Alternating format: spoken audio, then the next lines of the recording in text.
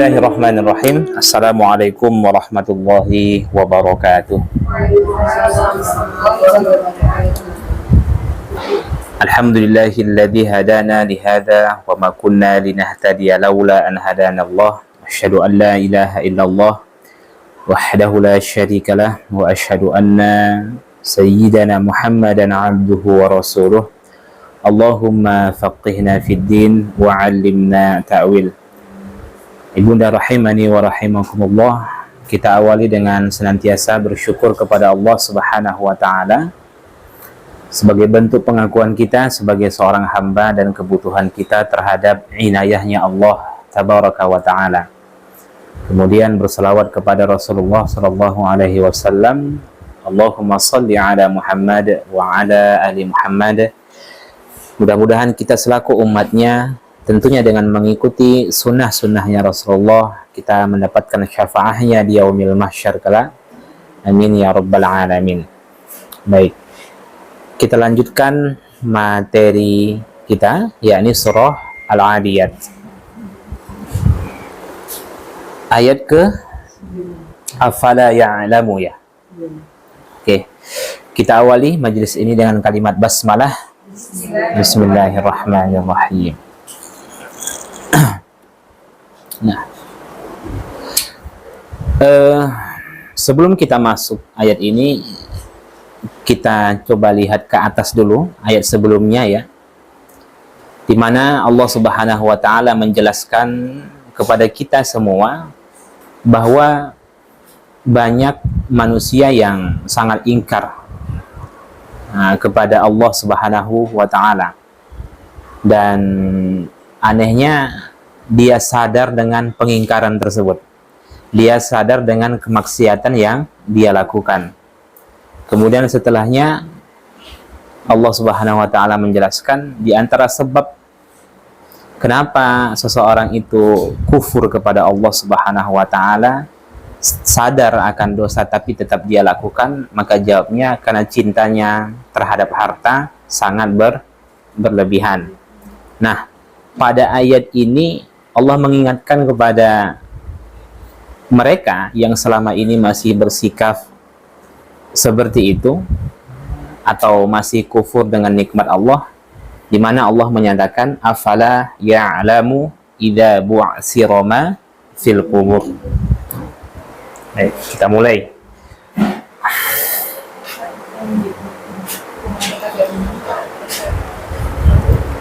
Apa Bunda? Nggak apa. Afala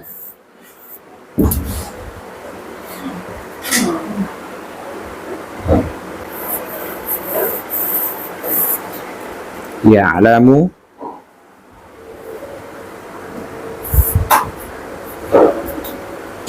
idza bu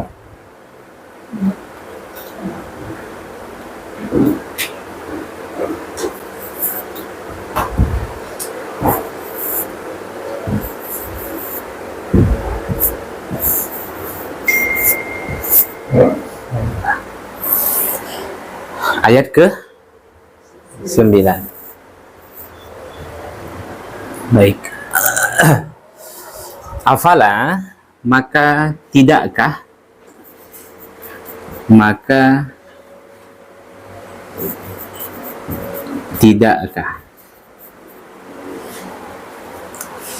ya'lamu, dia mengetahui. Siapa dia di sini? Ditujukan kepada manusia yang al-kanud, yang ingkar, ya Bunda.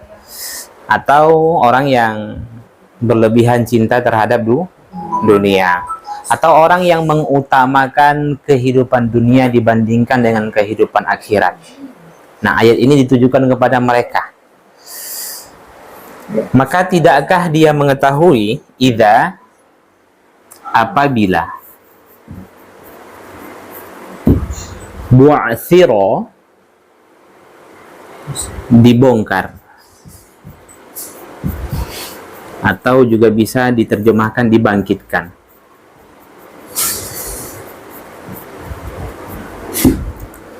Oke, ma apa, fi yang ada di dalam kubur. Ini bentuk jamak ya Bunda. Kalau satu, bahasa Arabnya apa? Al-qabru. Ya, al-qabru. Kalau banyak, kubur. Nah, jelas ya. Memang diterjemahkan kubur. Sebenarnya apabila, maka tidakkah dia mengetahui apabila dibongkar atau dibangkitkan apa yang ada di dalam kubur-kubur. Nah, terjemah asalnya seperti itu. Oke, maksud dari ayat ini adalah, maksudnya, maka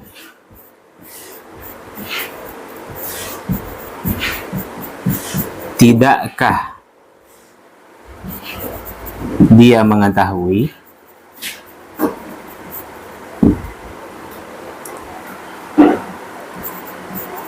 ada masa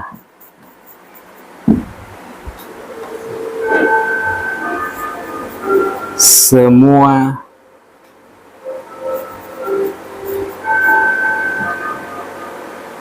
makhluk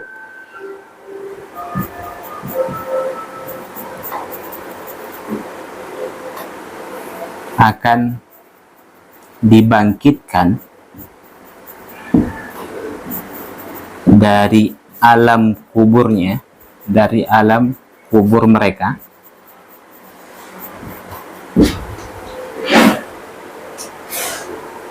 maka tidakkah dia mengetahui ada masa semua makhluk akan dibangkitkan dari alam kubur mereka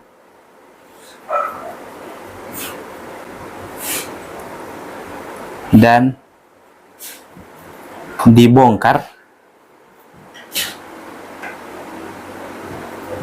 atas pengingkaran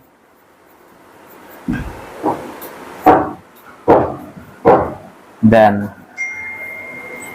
kemaksiatan apa yang telah mereka lakukan.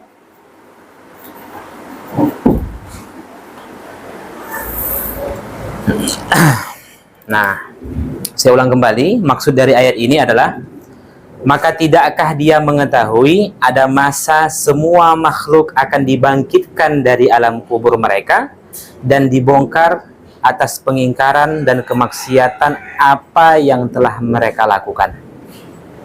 Jadi inilah maksud dari ayat ini, bahwasanya Allah mengingatkan kepada orang-orang kafir, kepada orang-orang munafik, kepada ahli maksiat, dan kepada kita semua, bahwasanya kehidupan yang saat ini kita jalani bukanlah kehidupan akhir.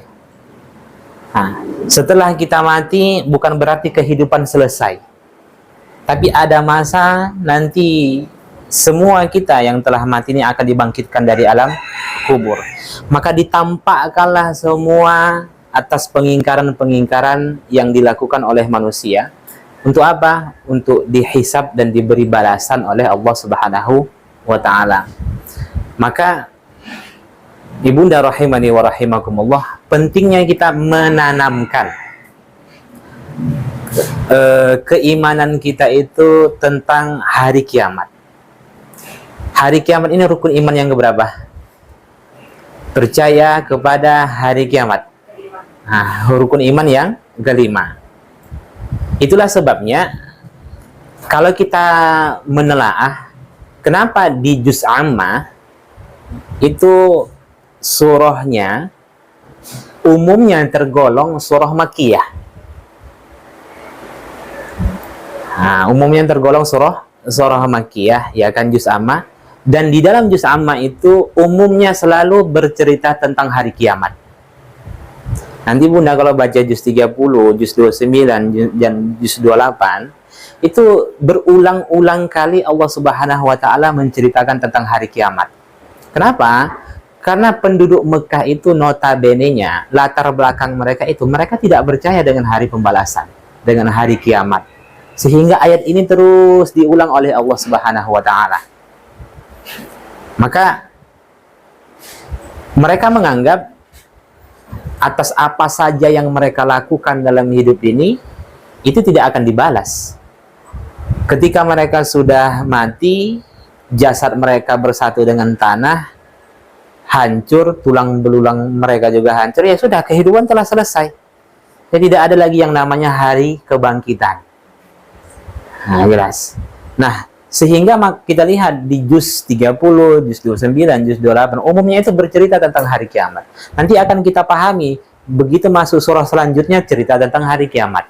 Surah selanjutnya nanti cerita lagi tentang hari kiamat, tapi dengan tema yang berbeda.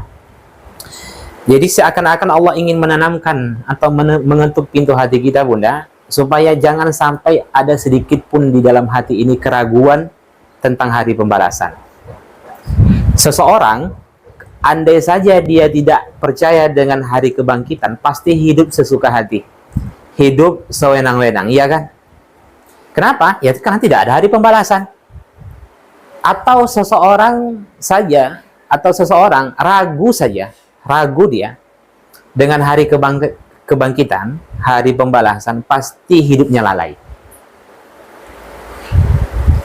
Benar atau tidak? Jadi hari pembalasan itu mesti di dalam hati kita dan dalam pikiran kita tertanam 24 jam, Bunda. Supaya menjadi benteng kepada kita, apa saja yang kita lakukan dalam hidup ini, pastikan itu adalah kebaikan. Tapi kalau sudah lepas ingatan itu, maka pasti hidupnya lalai. Nah, saya tanya kepada Bunda, adakah orang yang beriman itu bermaksiat?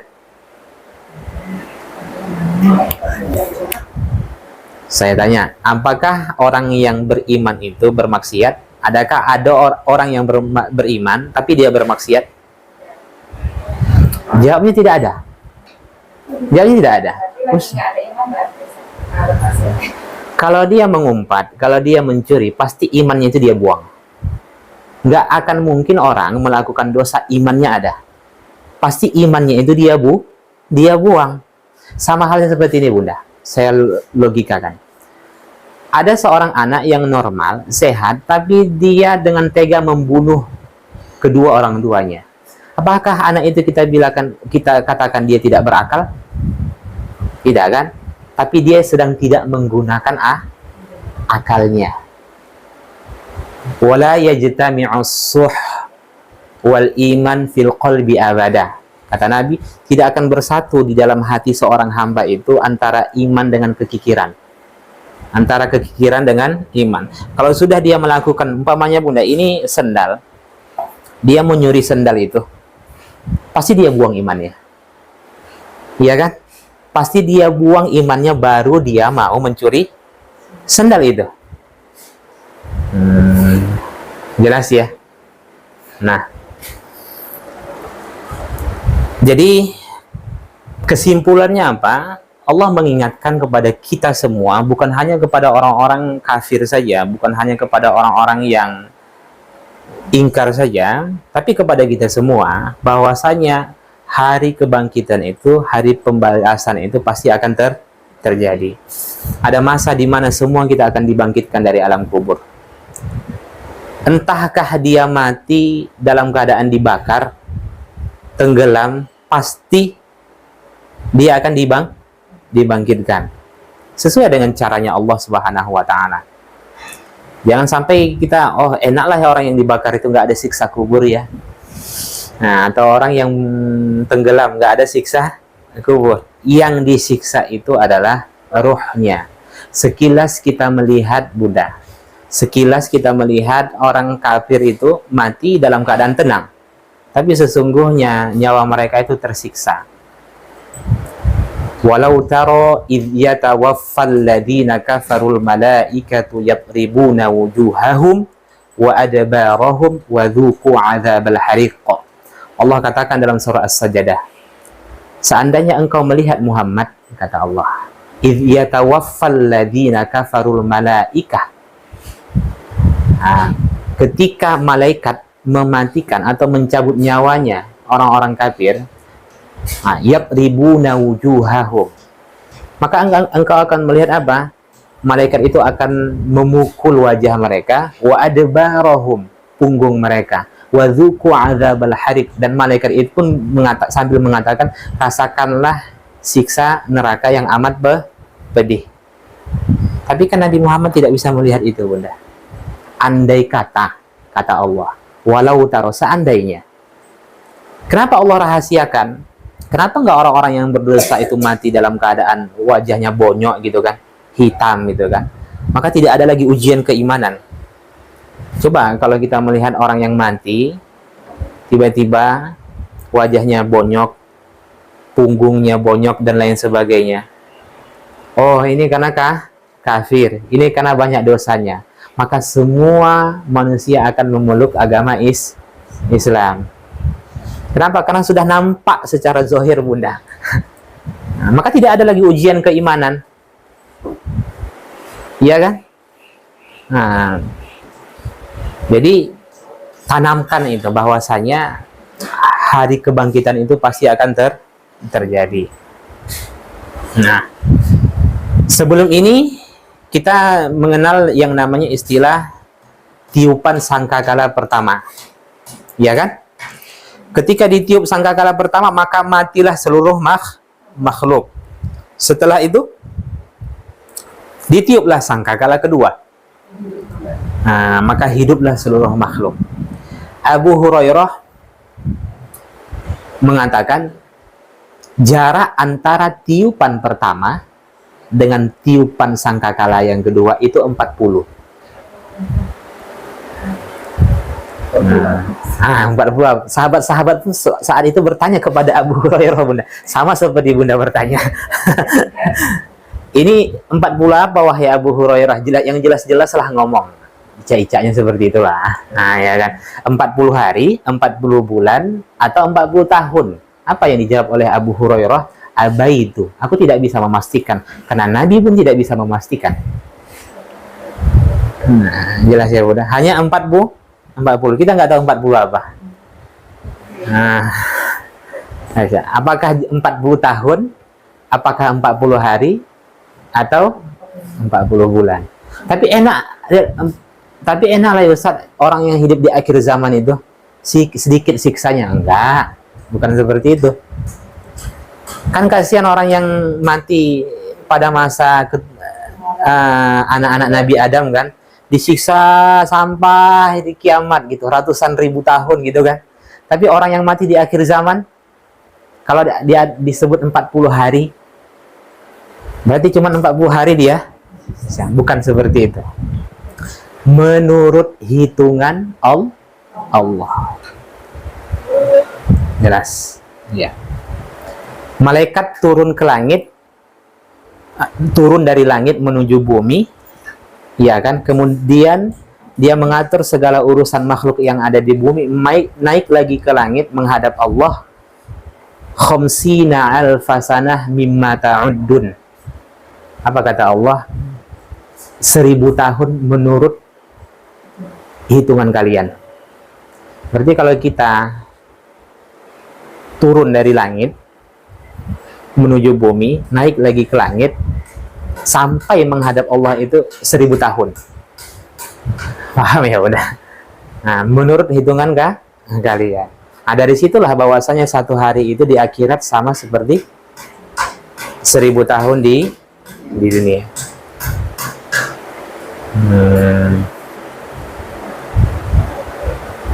Oke.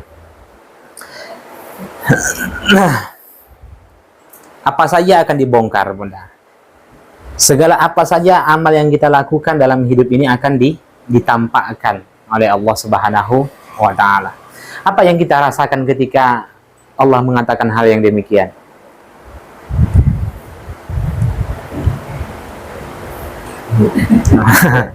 Alhamdulillah takut. Setelah takut apa?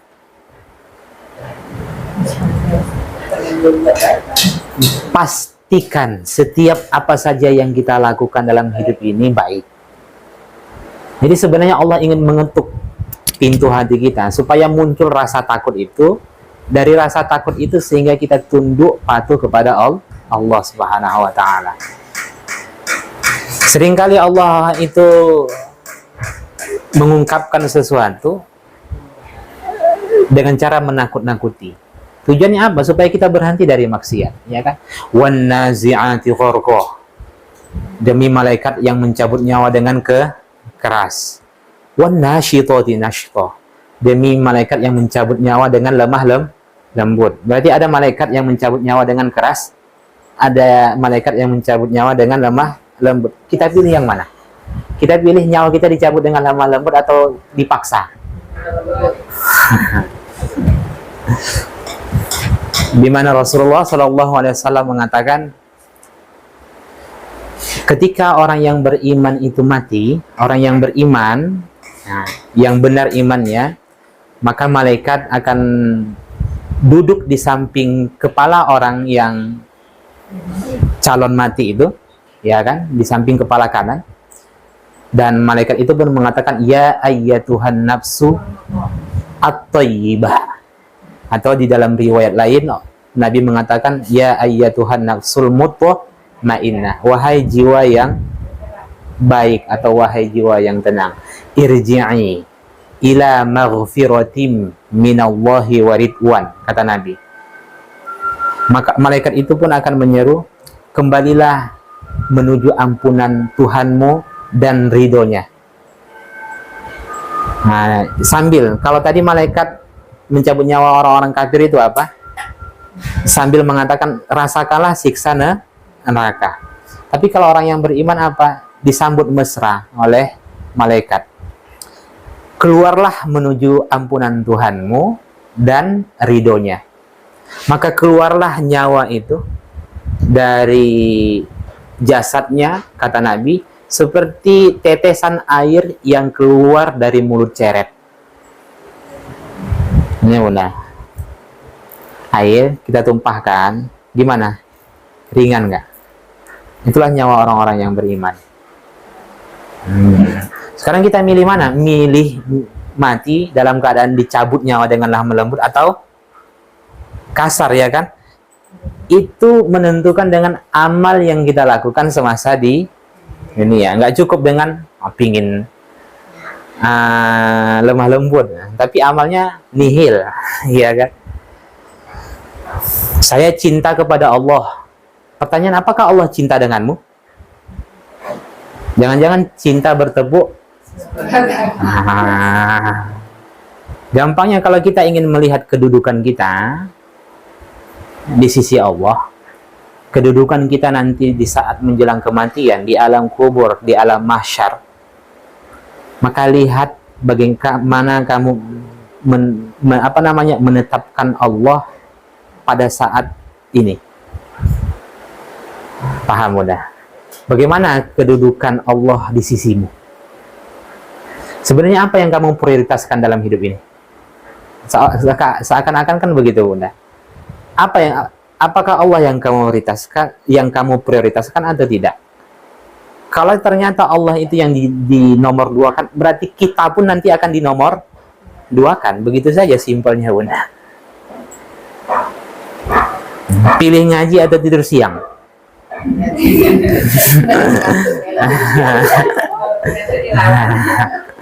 Nah, itu pilihannya, Bunda, ya kan?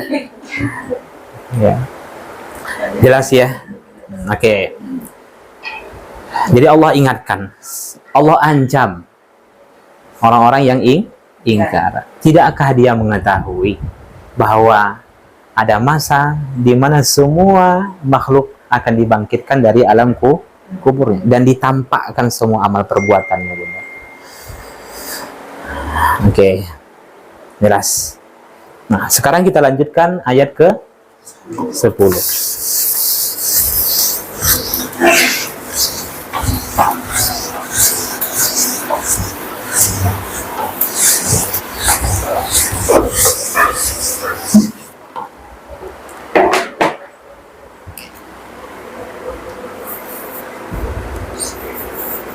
Wa hussila ma fis sudur.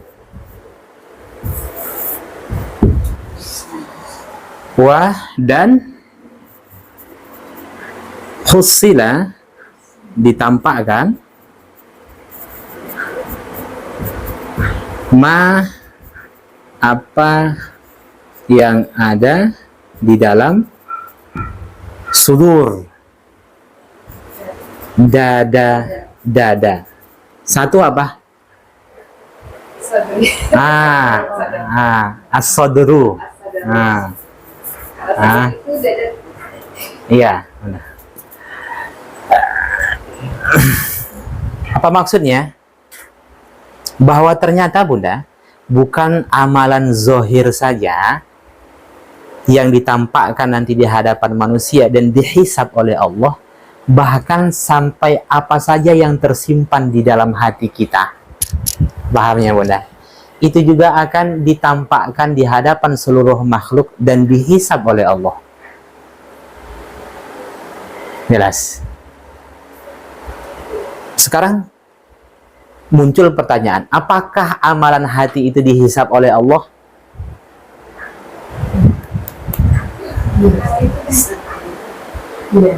Apa dalilnya? Ayat jangan bingung lagi jawabnya Bunda. Oke, jangan ayat 10 bahwasanya apa yang ada di dalam dada akan ditampakkan. Begini. Cuman kan muncul pertanyaan, sekarang sebenarnya sepakat para ulama melalui Al-Quran dan Sunnah menyatakan bahwasanya segala amalan yang ada di dalam hati Bunda itu akan dihisab. Jelas. Muncul pertanyaan, sekarang apakah hisabnya itu dihitung dosa atau pahala? Nah, di situ masalahnya Bunda. Paham ya? Umpamanya tersimpan dalam hati suudzon kepada seseorang, itu dihisab.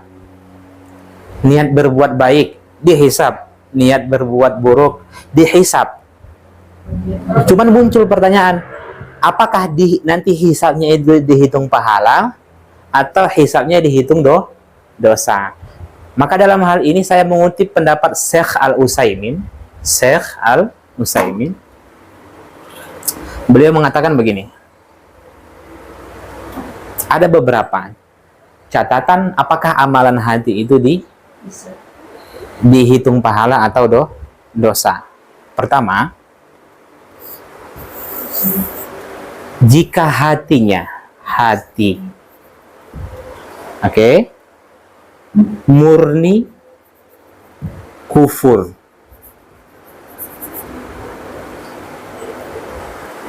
maka kondisi yang demikian dihitung dosa dan bahkan dia masuk golongan kafir.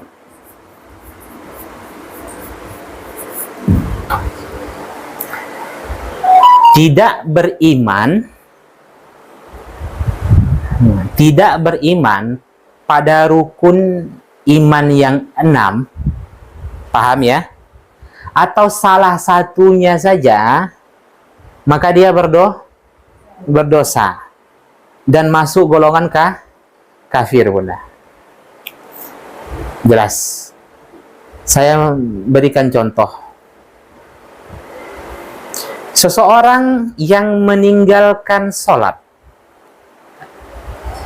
karena mengingkari kewajiban sholat, maka orang tersebut masuk golongan kafir. Paham? Tapi kalau seseorang meninggalkan sholat karena malas, paham ya? Bukan karena mengingkari kewajiban sholat itu, maka dia masuk fasik. Paham ya? Itu cerita lain lagi Bunda. Itu sudah, kalau lupa itu kan sudah uzur kan. Jangankan sholat, puasa semuanya kan kalau sudah lupa itu kolam diangkat, pena diangkat. Jelas ya. Kalau hatinya murni kufur, maka dihitung dosa. Oke. Yang kedua,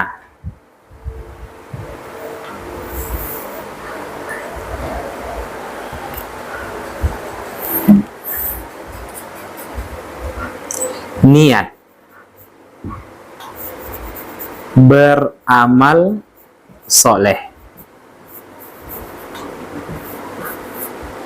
Niat beramal soleh dihitung apa? Nah, berapa pahalanya? 1 pahala. Niat Bunda, niat beramal soleh, belum dia lakukan, belum dia wujudkan, niat saja, maka dihitung 1 pahala. Contoh, biasanya kan jamaah ini suka yang contohnya Bunda. Nah gini, niat baca Quran, besok aku baca Quran lah. Saat itu dia sudah dicatat oleh malaikat telah melakukan kebaikan, dihitung 1 pahala. Begitu dia mewujudkan niatnya membaca Al-Quran, maka 1 huruf 10. Paham? Paham ya Bunda? Niat besok aku ingin bersedekah, dihitung 1 pahala. Begitu dia bersedekah, berapa? Berapa Bunda? Lebih dari 700. Kan itu sering kita dengarkan, masalul ladina yunfikuna amwalahum fi sabilillah kamathali habbah ambatat sab'a sanabila fi kulli sumbulatin mi'atu habbah. Gampangnya seperti menanam sebuah benih, lalu dari benih itu tumbuh 7 tangkai. Setiap tangkai itu ada 100. Berarti berapa? 7 kali 100? 700. Bersedekah 700 kebaikan. Paham ya Bunda? Dia bersedekah dapat lebih dari 700. Niat sholat subuh. Niat Bunda. 1 pahala. Begitu sholat subuh, tergantung sholat subuhnya berjamaah atau tidak. Jelas ya? Oke, paham sampai sini Bunda? Nah, niat besok aku niat sholat duha, dihitung 1 pahala. Begitu dia sholat duha, Nabi mengatakan seperti dia bersedekah semisal 360% persendian. Ya kan? Kan itu keutamaan sholat duha. Di dalam tubuh kita ini ada 360 sendi, dan setiap sendi itu diwajibkan untuk bersedekah. Sahabat bertanya, bagaimana cara kami bersedekah dengan setiap sendi itu? Maka sholat duha 2 rakaat. Alhamdulillah. Bersedekah. Nah, seperti dia bersedekah 360% persendian. Nah, sholat 4 rakaat Allah mudahkan segala urusan hidupnya hari itu. Nah, kalau mudah sholat ya istiqomah sholat duha setiap hari. Oke. Baik nggak Allah Bunda? Nah, niat saja dihitung Pak. Banyak-banyaklah niat. Hah? Lah. Niat saja Bunda, itu kan janji, beda ya. Ya, janji. Ya, jelas ya. Besok saya ada niat, tertanam dalam hati ini niat untuk apa namanya? Pergi haji, pergi umroh. Walaupun nggak umroh tapi dihitung pahala. Nah, jelas ya. Nah, sekarang yang ketiga, niat beramal buruk.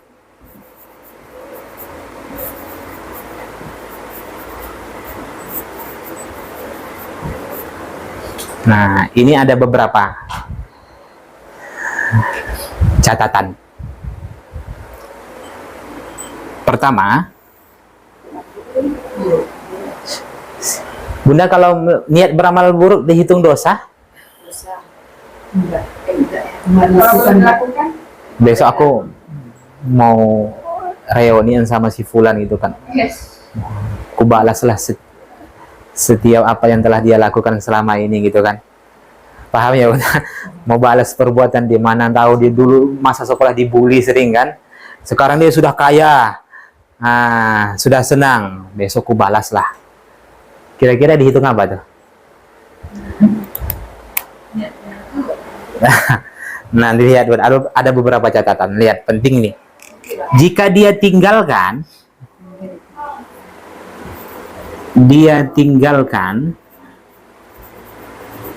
maksiat tersebut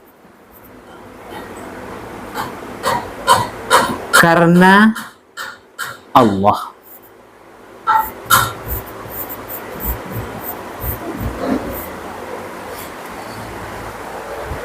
maka dihitung pahala. Pahala.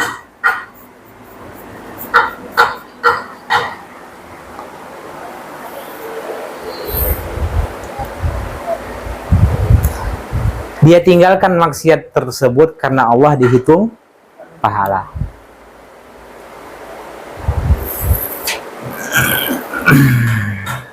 Contoh,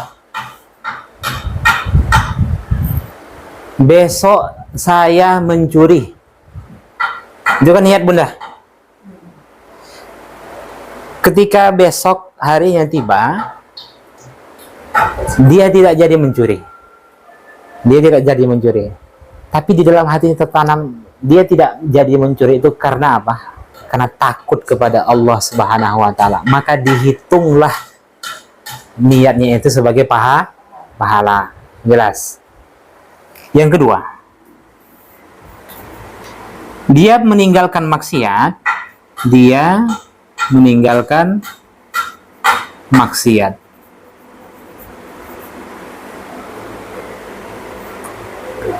Karena makhluk.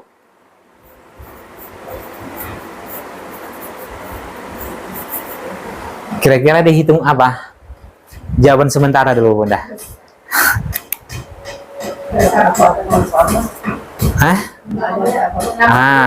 Tidak dihitung dosa dan tidak dihitung pahala. Oke? Tidak dihitung tidak dosa dan tidak berpahala.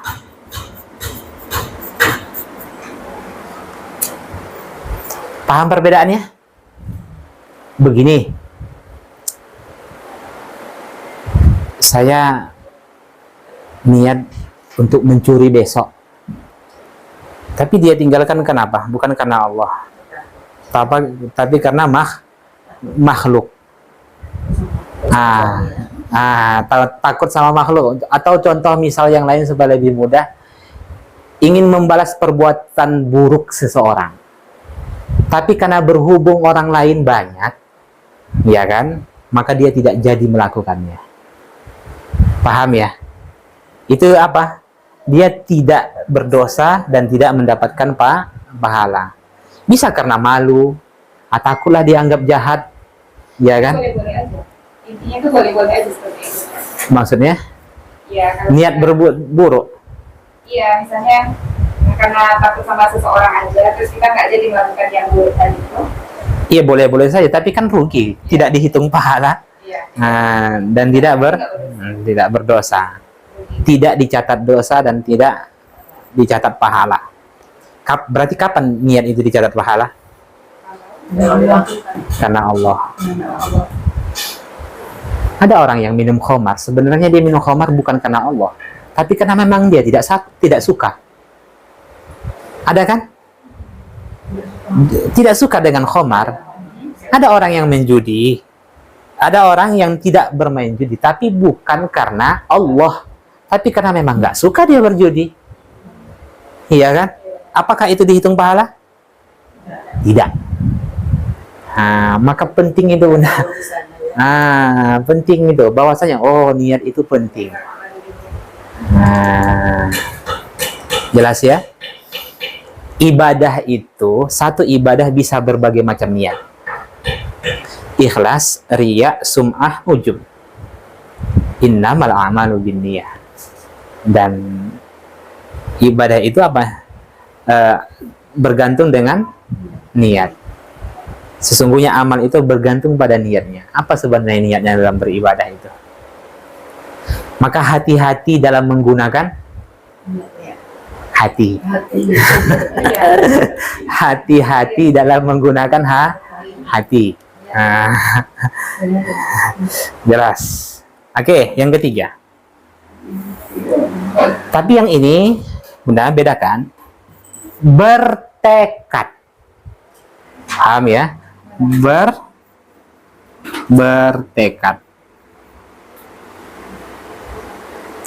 Melakukan kemaksiatan. Namun tidak ada fasilitas atau jembatan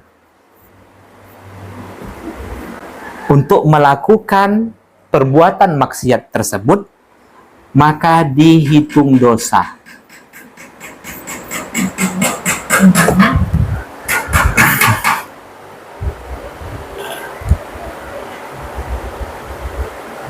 Ini saya singkat saja, Bunda. Bertekad untuk melakukan kemaksiatan, namun tidak ada fasilitas atau jembatan untuk melakukan kemaksiatan tersebut, maka dihitung dosa. Contoh, nanti kalau aku kaya, aku selingkuh. Itu udah memang berazam kuat dia, Bunda. Ini udah pasti nih. Kalau aku kaya, aku akan selingkuh. Dosa. Nanti kalau dibelikan emak aku mobil, aku beli nanti kaca film yang 80% gelap semuanya, zina di dalamnya. Nah, contoh, Bunda. Itu dosa. Karena sudah sampai tahap bertekad, berazam kuat dia. Walaupun belum dilakukan, cuman kan berbeda, tidak sama dengan dosa yang langsung dia lakukan, hanya sebatas niat buruk saja. Paham? Nanti sampai rumah nih, sudah pasti nih, aku repetilah suamiku. Ini apa lagi? Karena berhubung audiensnya ibu-ibu kan. Bagaimana tuh? Memang tidak ada fasilitas jembatan untuk melakukan dosa tersebut, maka dihitung dosa. Berbeda halnya dengan yang keempat. Dia bertekad untuk melakukan kemaksiatan. Oke, bertekad. Oke. Kemudian dia wujudkan. Dia wujudkan. Oke. Dia bertekad untuk melakukan kemaksiatan, dia wujudkan, namun gagal. Oke? Maka dihitung dosa. Paham? Coba sebutkan contohnya. Yang terakhir ini saya mintalah kepada Bunda supaya sebutkan contohnya. Bertekad untuk melakukan kemaksiatan, dia wujudkan, tapi gagal. Nah, ketahuan. Apakah dihitung? Dihitung dosa. Jelas ya? Maling, rupanya ketangkap, Bunda. Nggak jadi dia maling. Apakah niat maling itu dihitung dosa? Ya. Sudah dia wujudkan, tapi gagal, Bunda. Atau contoh-contoh yang lainnya. Jelas ya? Nah, maka kalau ditanya, apakah hati itu dihisab, amalan hati itu dihisab? Iya. Tapi perlu kita ketahui bahwasanya kapan hati itu dihitung pahala dan dihitung dosa. Inilah rincian-rinciannya. Nah, jelas ya, Bunda? Memang harus berhati-hati dengan hati. Iya. Kan tahu dia kalau niat baik itu pahala dan niat buruk lakukan dulu baru tahu. Nah, ada beberapa catatan dia. Nah, ada rinciannya. Berarti dulu itu kurang jauh mainnya.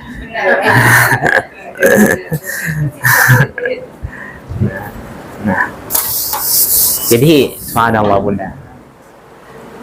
Sampai pada amalan hati akan ditampakkan. Maka hati-hati, jangan kalau begitu. Dan tolak ukur sebenarnya adalah hati kita. Tolak ukur amalan zahir itu adalah hati. Maka yang paling sering harus dibersihkan itu adalah hati. Biarlah wajah itu nggak glowing, Bunda, tapi hati bersih. Jelas ya. Jelas ya. Tapi catatannya, kalau sudah hati bersih, maka jasad pun ikut bersih. Nggak ada orang yang beriman tuh kotor, Bunda. Iya kan? Tapi ya, nyatanya apa yang kita lihat? Satu dosa yang ada dalam hatinya, nggak mau dia bersihkan, Bunda. Iya kan? Bertahun-tahun dia nggak mau dia taubat istighfar. Jerawat muncul satu di sini. Sibuk dia kemana-mana, Bunda. Iya. Betul ya tidak? Mulai pergi kemana? Gimana lah supaya hilang nih itu kan. Tapi bertahun-tahun hatinya kok nggak mau dia membersihkan. Padahal Allah katakan qad aflaha man tazakka. Beruntunglah orang-orang yang mensucikan dirinya. Jelas.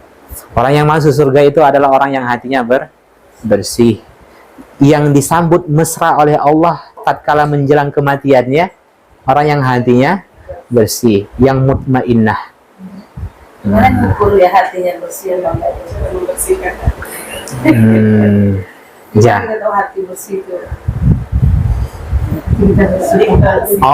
Tandanya. Tandanya ada di dalam surah Al-Insyirah. Surah Alam Nashrah. Sekilas sudah. Alam nashrah laka sadrak. Coba baca terjemahnya. Buka dulu surah Alam Nashrah.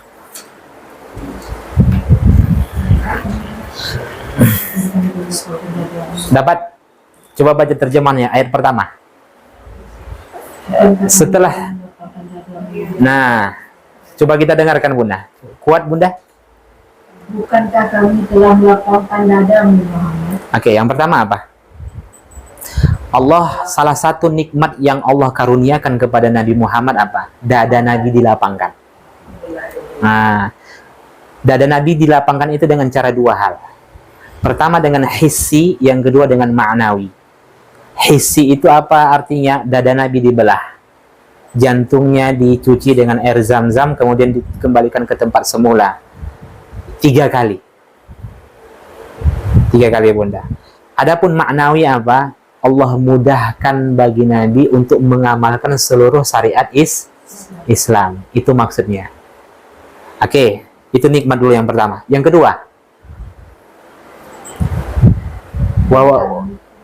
terus. Dan kami pun telah menurunkan bebanmu dari. Terus? Yang memberatkan punggungmu. Yang memberatkan punggung. Ayat kedua dan ayat ketiga itu berkesinambungan.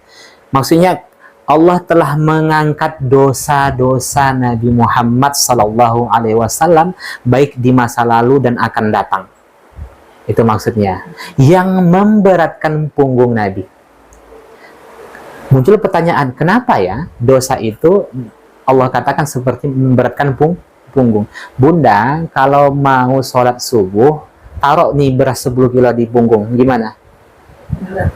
Umpamanya tidur gitu kan, kemudian taruh beras di sini, berat nggak? Bangkit. Begitulah orang-orang yang berdosa itu. Satu dosa bagi orang yang beriman dan beramal soleh, pasti malas beribadah. Paham ya?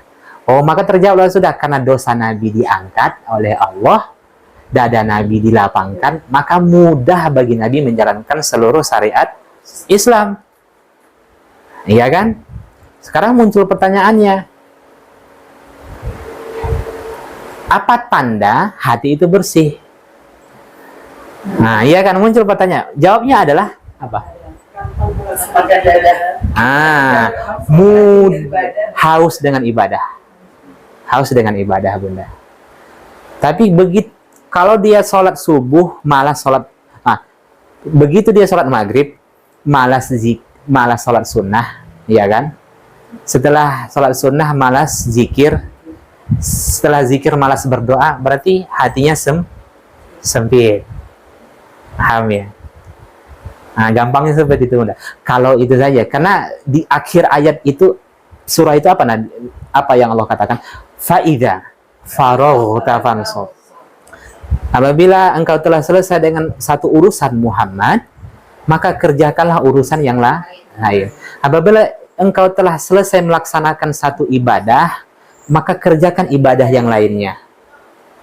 Nah, kenapa Nabi bisa melakukan itu? Berarti apa tuh? Kebaikan itu berkesinambungan kan? Nggak ada kebaikan itu yang berhenti. Kenapa bisa Nabi melakukan itu? Karena ayat pertama tadi. Ayat pertama dan kedua. Karena dosa, hati sempit. Nah, karena dosa, hati sempit. Hati sempit, malas beribadah. Jadi jawabannya Bunda. Oke. Kenapa mudah menjalankan ibadah? Dada lapang.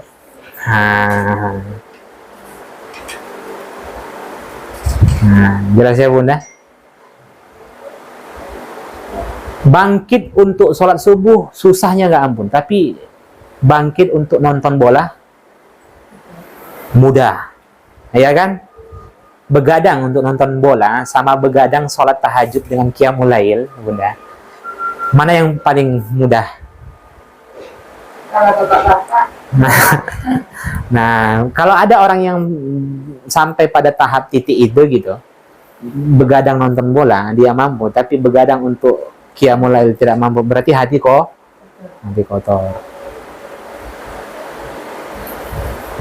Itu gampangnya Bunda. Kalau kita ingin melihat hati saya ini bersih atau tidak, maka lihat selama saya beribadah, saya semangat atau tidak.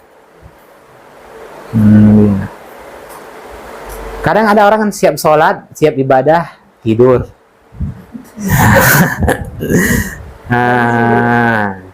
Tapi kalau ikut nafsu apa? Apabila engkau telah selesai dengan satu urusan, maka tidurlah. Kalau ikut nafsu kan? Kalau ikut nafsu Bunda, apabila engkau telah selesai dengan satu urusan, maka tidurlah. Kalau ikut nafsu kan? Tidak. Oke? Nah, dan nanti akan kita sampaikan itu pada surah Al-Insyirah. Makanya surah Al-Insyirah itu kata ulama-ulama kontemporer, surah-surah bagi orang yang galau. Orang-orang yang galau dalam hidupnya itu kan, rasa-rasa nggak ada jalan keluar, maka jawabannya adalah surah Ad-Duha dengan surah Al-Insyirah. Karena itu nggak boleh dipisah Bunda. Makanya surah Ad-Duha dengan surah Al-Insyirah itu sebagian ulama mengatakan dibaca tanpa dipisah dengan bismillah. Karena saling berkesinambungan. Sebenarnya turunnya surah Al-Insyirah itu, Nabi itu banyak mendapati tekanan dalam hidupnya. Ditekan oleh orang kafir Quraisy, ya kan, diintimidasi, diusir dari kampung halamannya, ditinggal mati oleh orang-orang yang dia cintai. Maka Allah katakan, bukankah kami telah melapangkan dada Muhammad? Nah, Allah ingatkan tuh. Bukankah, kalau bahasa kitanya begini, bukankah selama ini setelah banyak nikmat yang telah aku berikan kepadamu, maka ingatlah nikmat itu. Jangan pernah berhenti bersyukur. Jangan karena masalah yang engkau hadapi saat ini Muhammad, engkau berhenti dalam berdakwah. Nah, itu maksudnya. Kan kita kalau mulai dakwah sekali, baru lagi 3 hari ngaji sudah kayak gitu kau. Nah, itu kan. Udah berhenti. Nah, maka motivasinya adalah surah Al-Insyirah. Jelas? Mulai dari Ad-Duha. Bukankah kami mendapatimu Muhammad seorang yang yatim? Bukankah kami mendapatimu Muhammad seorang yang serba kekurangan? Nah, ya kan? Allah ingatkan tuh, betapa banyak nikmat-nikmat yang telah aku anugerahkan kepadamu Muhammad. Maka apa tugasmu untuk mensyukuri nikmat-nikmat itu? Fa'ammal yatima fala taqhar. Ya kan? Wa ammas sa'ila fala tanhar. Wa amma bi ni'mati rabbika fahaddith. Itu sikapmu. Jelas? Oke. Sampai mana tadi Bunda? Itu dosa. Ah. Kan sudah ada. Nah. Lanjut. Gagal melaksanakan ibadah. Itu dosa.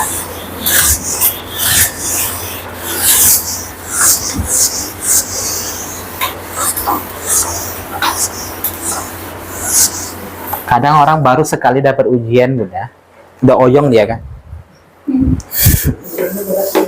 Nah, ya. Jadi kalau kita merujuk seperti orang-orang terdahulu, lihatlah seperti Nabi Ayub 18 tahun diuji sakit, kita belum apa-apa, masih sebatas demam dan lain sebagainya. Sampai nggak kita diusir dari kampung halaman kita? Ya kan Bunda? Enggak kan? Kemudian di saat Nabi berumur 6 bulan ditinggal mati oleh ayahnya dalam kandungan ibunya, ya, oke, ada yang seperti itu. Ketika umur Nabi 6 tahun ditinggal mati oleh ibunya, oke, masih ada yang seperti itu. Ditinggal mati oleh istrinya, masih ada yang seperti itu. Ditinggal mati oleh pamannya, disiksa, diintimidasi oleh pamannya sendiri. Oh, paham Bunda? Diusir dari kampung halaman menuju Madinah yang tidak ada sumber kehidupan. Nah, terjadi perperangan beberapa kali, iya kan? Baru kapan datang pertolongan Allah itu? Baru Nabi menguasai Fathul Mekah di saat sudah 21 tahun Nabi berdakwah, baru datang pertolongan itu. Jelas ya Bunda. Tapi setelah datang pertolongan itu, apakah Allah perintahkan Nabi untuk foya-foya, bangga hati? Tidak kan? Apa yang Allah perintahkan? Fasabbih bihamdi rabbika wastaghfir. Karena mungkin dalam hatimu selama ini Muhammad ada terbesit kenapa pertolongan itu terlambat datang. Kan kadang kita kayak gitu Bunda kan, diuji agak-agak 3 hari, 4 hari, kapan ya Allah saya keluar dari masalah ini gitu kan. Maka tugas semua apa? Sucikan.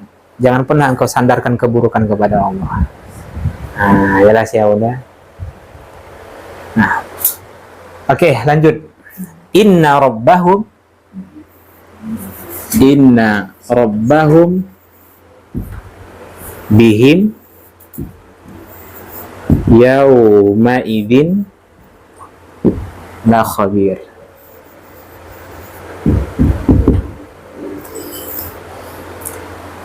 Sesungguhnya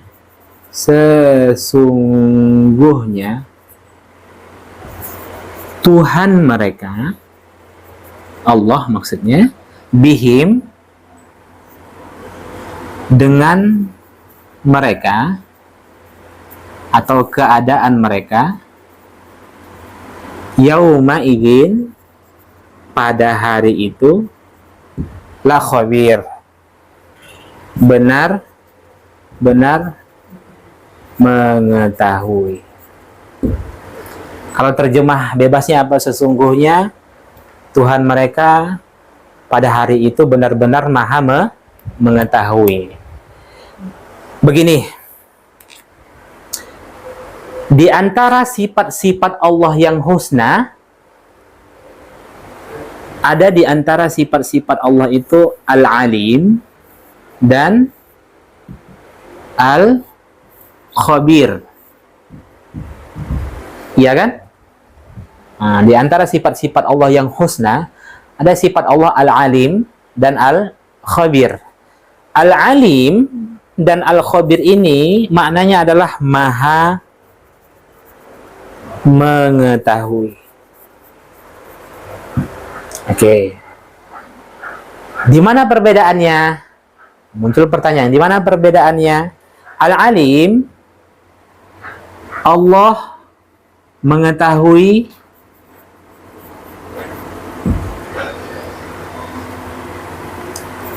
segala sesuatu yang telah terjadi.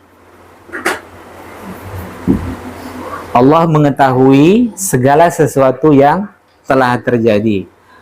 Allah mengetahui segala sesuatu yang sedang terjadi. Oke? Itu masih Al-Alim.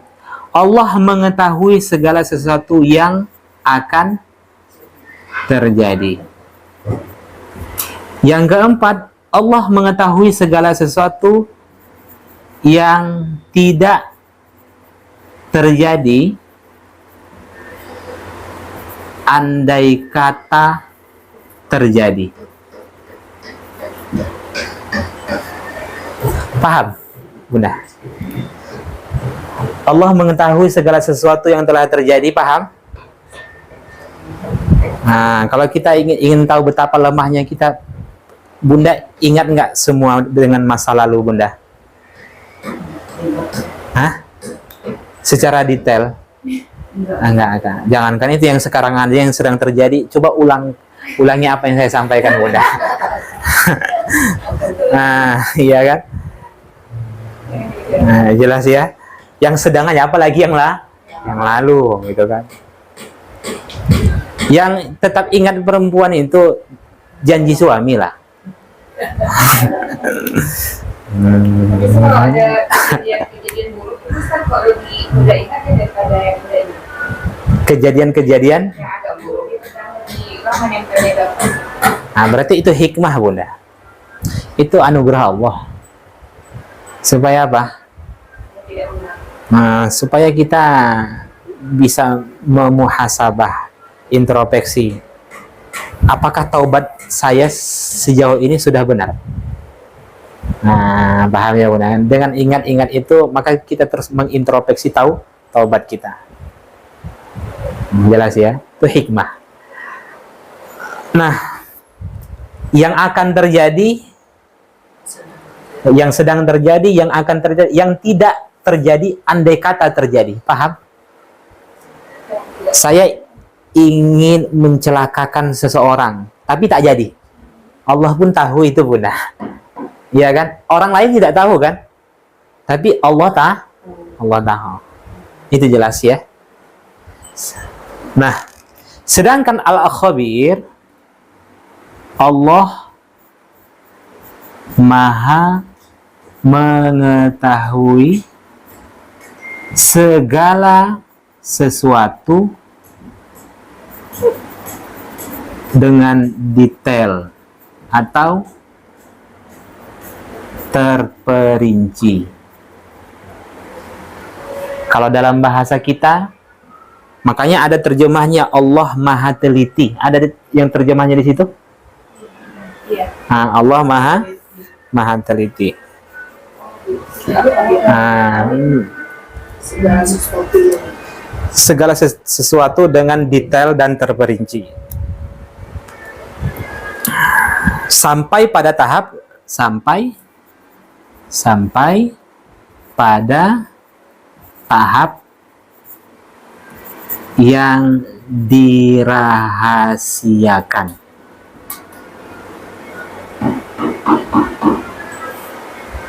Sampai pada tahap yang dirahasiakan. Jadi Al-Khabir itu lebih spesifik daripada Al-Alim Bunda. Nah, ini menjadi jawaban. Kenapa? Kan muncul pertanyaan, kenapa sampai yang di dalam hati pun nanti akan ditampakkan? Maka jawabnya Allah itu Al-Khabir, itu maksudnya. Jelas ya Bunda? Nah, saya berikan contoh supaya lebih mudah dipahami. Kalau pengetahuan kita begini, ketika adanya seorang laki-laki melirik perempuan yang terbuka auratnya, begini saja Bunda. Ya kan? Kira-kira orang lain tahu nggak? Allah tahu. Allah catat tuh. Jelas. Bukan hanya itu, sampai yang tersimpan secara detail Bunda di dalam hati pun Allah tahu. Allah tahu apa niatmu dalam beribadah. Allah tahu apa niatmu dalam bersedekah. Allah tahu semuanya. Baik yang tersembunyi yang kau lakukan maupun yang terang-terangan, Allah tahu. Kalau ada sebagian ulama mencoba menyederhanakan begini, kalau al-alim, Allah maha tahu yang tampak, segala yang tampak, yang zohir Bunda, paham ya? Itu Allah tahu. Al-khabir, yang dirahasiakan juga Allah tahu. Begini gampangnya, yang rahasia, yang tampak maupun yang rahasia bagi Allah sama. Paham ya Bunda? Bagi Allah sama, tidak ada perbedaan.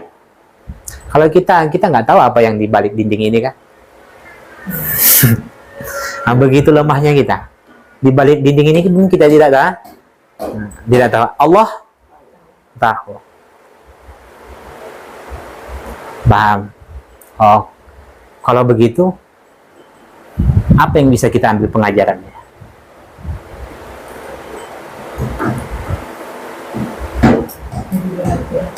Maka tertanamlah Bunda, kalau begitu, kalau kita benar-benar beriman, berarti apa saja yang kita lakukan di dalam hidup ini, sebenarnya Allah selalu mengawasi. Allah selalu mengawasi. Cuman pengawasan itu kan tidak tertanam kan, sehingga dengan mudahnya dia bermaksiat, ya kan? Mungkin dalam keadaan terang-terangan dia tidak berani maksiat, tapi saat dia sendiri, saat dalam mobil, dalam kamar, ya kan? Saat jauh dari halayak ramai, apa yang dia ucapkan? Kita tidak tahu Bunda. Betapa banyak orang yang tidak berani berbuat maksiat secara terang-terangan, tapi saat dia sendiri, banyak maksiat yang dia lakukan. Itu kenapa? Berarti sebenarnya dia melakukan sesuatu bukan karena Allah, tapi karena makhluk, ya kan? Kenapa di saat di halayak ramai dia tidak mau bermaksiat, tapi saat sendiri dia bermaksiat? Tapi berarti karena makhluk. Kenapa ketika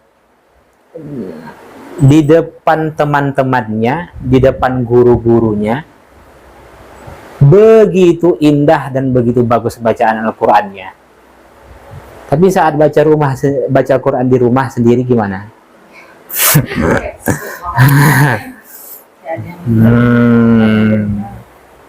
Ada apa dong? Maka perlu dievaluasi itu Bunda. Sebenarnya kamu itu baca Quran karena siapa? Ya kan, di depan guru, masya Allah, bagusnya itu menjaga tajwid, tenang, hati-hati. Kalau bisa tidak ada kesalahan sedikit pun, waqaf dan ibtidaknya tepat. Nah, semuanya lah dia praktekkan Bunda. Tapi saat baca Al-Quran sendiri, yang sinul Quran lagi menanggal kita usaha dengan surat mustaqim, dah bermasalah itu. Ada masalah, ada yang cacat dalam imannya. Baik, sebagai kesimpulan, intisari dalam surah Al-Adiyat.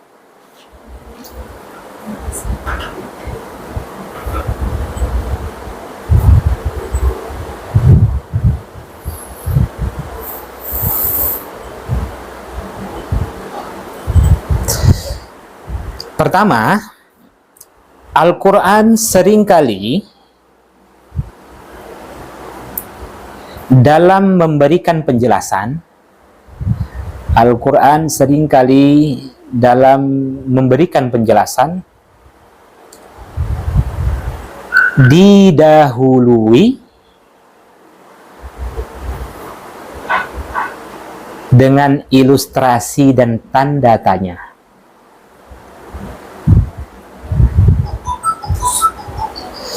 Al-Quran seringkali dalam memberikan penjelasan didahului dengan ilustrasi dan tanda tanya. Dengan tujuan untuk mengundang perhatian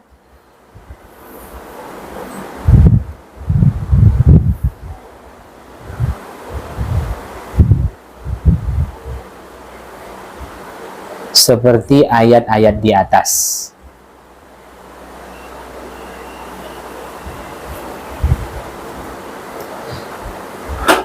Sudah? Demikian jugalah hendaknya para pendakwah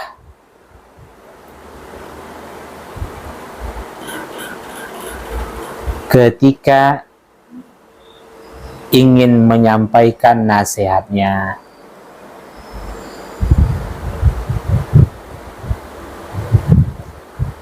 Ini ketika Allah buka surah ini, Bunda, dengan apa? Bersumpah demi kuda. Itu tujuannya apa? Untuk mengundang perhatian. Maka demikian juga kita. Siapapun itu ketika ingin memberikan nasihat kepada seseorang, hal yang pertama kali dia mesti lakukan adalah apa? Rebut perhatiannya. Nah, rebut perhatiannya dulu, Bunda.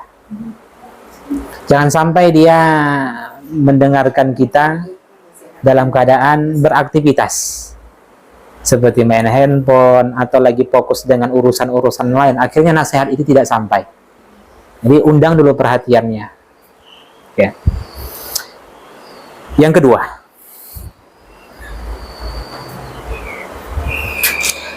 hari kiamat tidak diketahui kapan datangnya. Hari kiamat tidak diketahui kapan datangnya.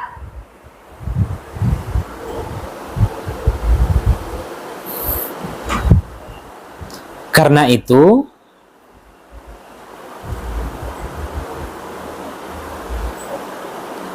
selalulah bersiap untuk menghadapinya.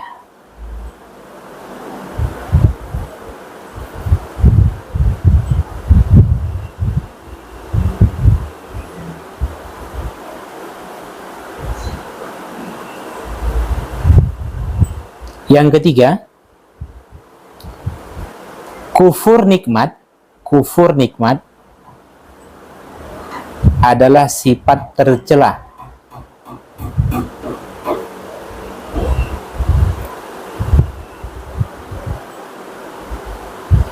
yang diakibatkan cinta yang berlebihan terhadap harta. Yang diakibatkan cinta berlebihan terhadap harta.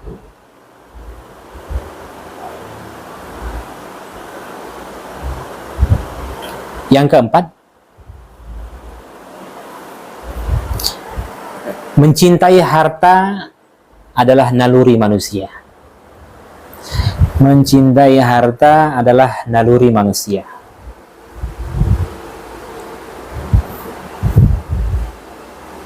Dan dibenarkan dalam agama. Dan dibenarkan dalam agama.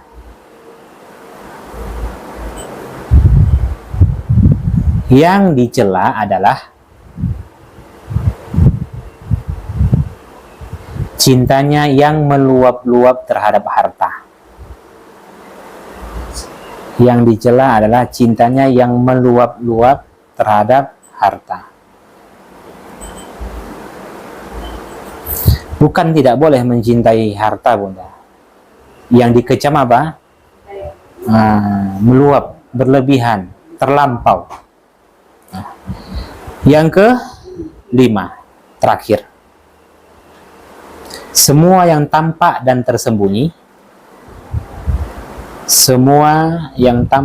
tersembunyi, pasti akan dibongkar oleh Allah.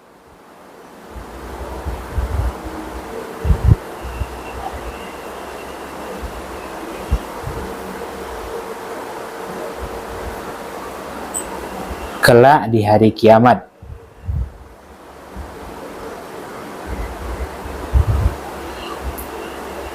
Sudah?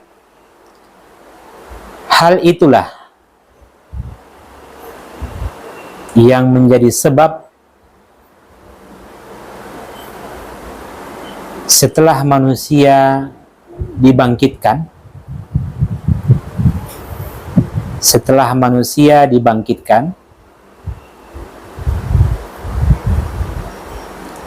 sudah, setelah manusia dibangkitkan, hati, wajah, dan pandangan mereka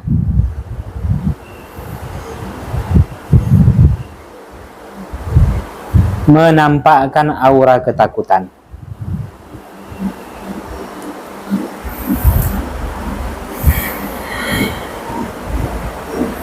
Nah, baik, alhamdulillah. Semua manusia, Bunda, nanti pada hari kebangkitan itu pasti akan merasa ketakutan. Bahkan Nabi pun akan mengalami hal yang demikian. Sahabat juga demikian. Orang-orang soleh juga demikian. Tapi rasa takut itu bertingkat-tingkat. Yang paling takut itu adalah orang-orang kafir. Jadi tidak ada manusia yang tidak takut nanti di hari kebangkitan. Semua, bahkan Nabi pun takut. Tapi ketahuilah yang paling takut itu adalah orang-orang kafir. Jadi bukan hanya itu. Kenapa orang-orang kafir itu nyawanya dicabut dengan paksa, dengan keras? Salah satu hikmahnya adalah karena ditampakkan bagi mereka apa yang akan mereka tempati setelah mereka tiada. Sehingga dengan hal itu ruh mereka menolak keluar dari jasad. Itulah yang membuat mati itu begitu menyakitkan. Apa yang menjadi sebab ruhnya orang-orang yang beriman itu terasa ringan untuk dicabut? Karena ditampakkan bagi dianya kenikmatan atau surga yang akan dia tempati setelah dia mati. Sehingga ruh itu ridho keluar dari jasad. Jadi sebenarnya kita sudah tahu di mana tempat kita nanti, apakah di neraka dan di surga. Kita sudah tahu ketika sakratul maut. Jelas ya Bunda? Saat sakratul maut kita sudah tahu. Pun begitu tetap diberlakukannya hisab dan mizan untuk menunjukkan keadilan Allah Subhanahu wa ta'ala. Walaupun pada akhirnya dia tahu dia akan masuk neraka. Ya kan? Walaupun pada akhirnya kita apa yang menjadi kan sangat menakutkan sekali setelah dia melalui proses yang begitu panjang, yang begitu menyedihkan selama di alam kubur dan di yaumul mahsyar, tapi pada akhirnya bukan masuk surga, tapi melainkan masuk neraka. Nah, dan yang membuat orang-orang yang beriman itu kenapa mereka bertahan di alam mahsyar? Karena setelah melalui proses-proses yang menjadikan itu, pada akhirnya mereka masuk ke dalam surga. Tapi ada nanti segolongan-segolongan manusia yang masuk surga tanpa melalui proses, tanpa melalui hisab. Itulah. Tidak disebutkan secara detail, hanya saja Nabi mengatakan di antara orang-orang yang masuk surga tanpa hisab itu, apabila semasa hidup di dunia dia tidak meminta ruqyah. Kan itu. Orang yang meminta ruqyah hilang kesempatan masuk surga tanpa hisab. Orang yang berobat dengan pengobatan K itu dulu besi panas. Orang-orang dulu kalau umpamanya penyakit kulit dan lain sebagainya, dia nggak tahan. Sehingga dia mengobatinya dengan cara menyakiti dirinya. Paham ya? Ada ulama-ulama kontemporer yang menyatakan yang semisal dari itu adalah orang yang berobat tapi dengan cara menyakiti. Semisal orang yang padahal dia mampu lahir normal, tapi dia memilih sesar.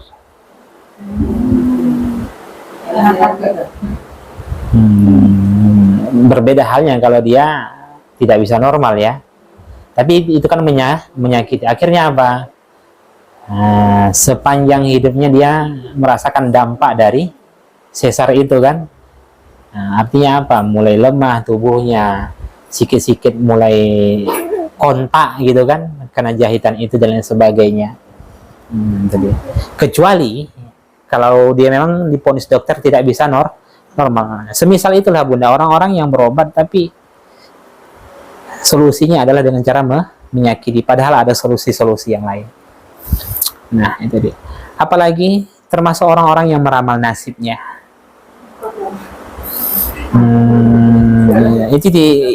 Orang yang melakukan 3 itu maka hilang kesempatannya masuk surga tanpa hisab, walaupun pada akhirnya masuk surga. Sepanjang dia tidak melakukan itu Bunda. Paham ya? Sepanjang dia tidak melakukan itu. Jangan meramal-ramal nasib. Salah satu contoh orang meramal nasib, dia menunda taubatnya.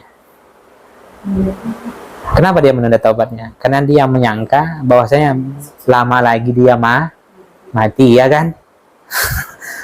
Dia kan meramal nasib tuh. Nampaknya agak-agak 3 tahun lagi lah. Nah, nantilah umur-umur 65, ya kan? Karena aku lihat sekitar 70 paling tidak matinya gitu kan. Akhirnya umur 65 baru taubat dia. Dia kan meramal nasib tuh Bunda.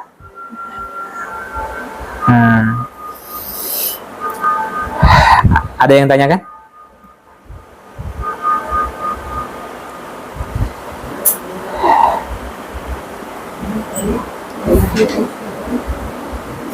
Orang yang mati syahid, apakah dari masuk ke orang yang mati syahid? Saya tidak mengetahui bunyi hadisnya, belum mungkin terbaca sama saya Bunda. Saja orang yang mati syahid itu kan ada konsekuensinya, bahwasanya dia tidak perlu dikafani dan lain sebagainya, ya kan? Dia dimakamkan dalam keadaan seperti itu. Tapi apakah dia masuk surga tanpa hisab? Belum saya ketemukan. Saya belum tahu. Intinya itu belum tahu.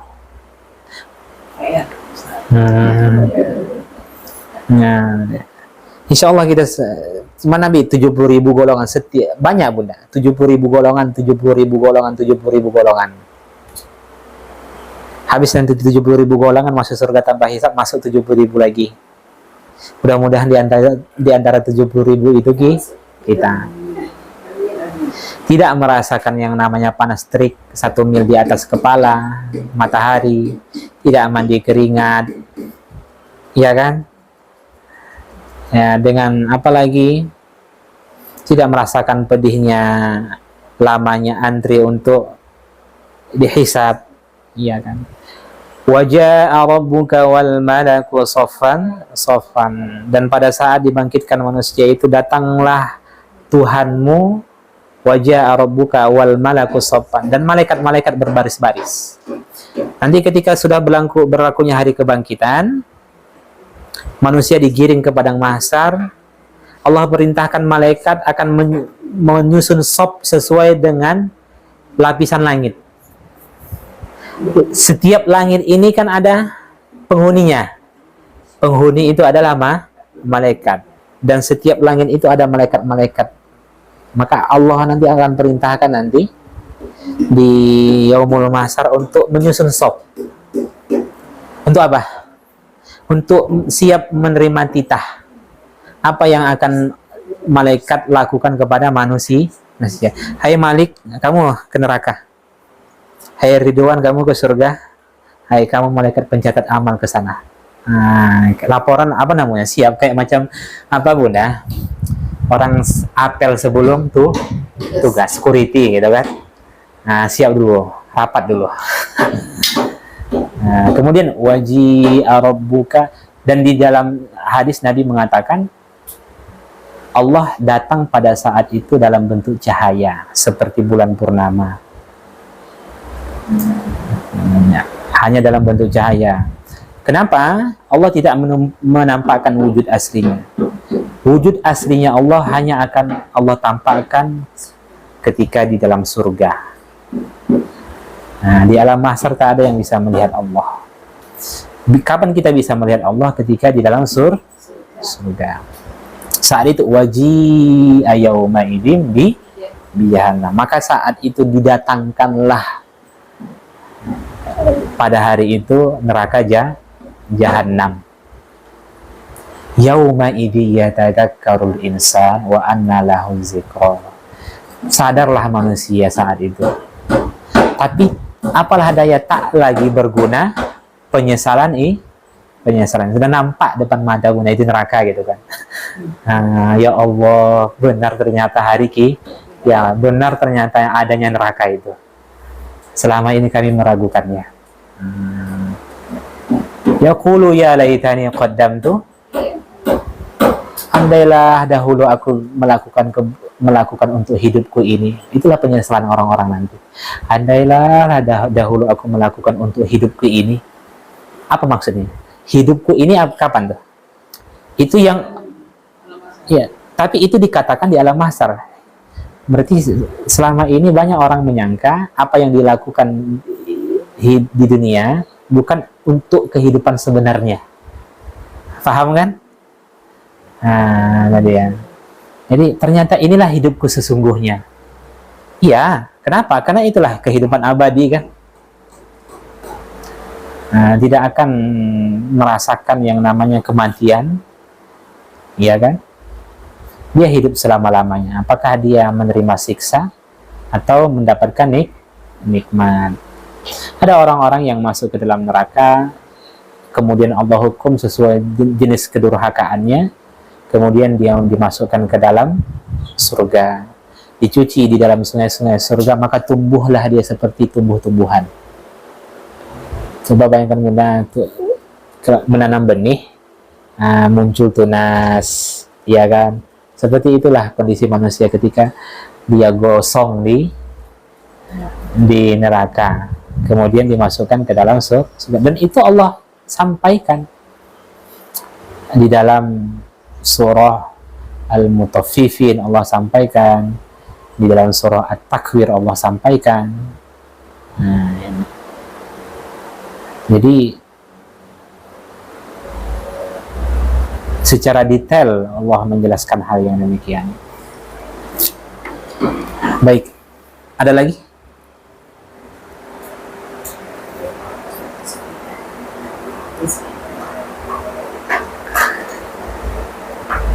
Ada? Di luar materi juga boleh, Bunda.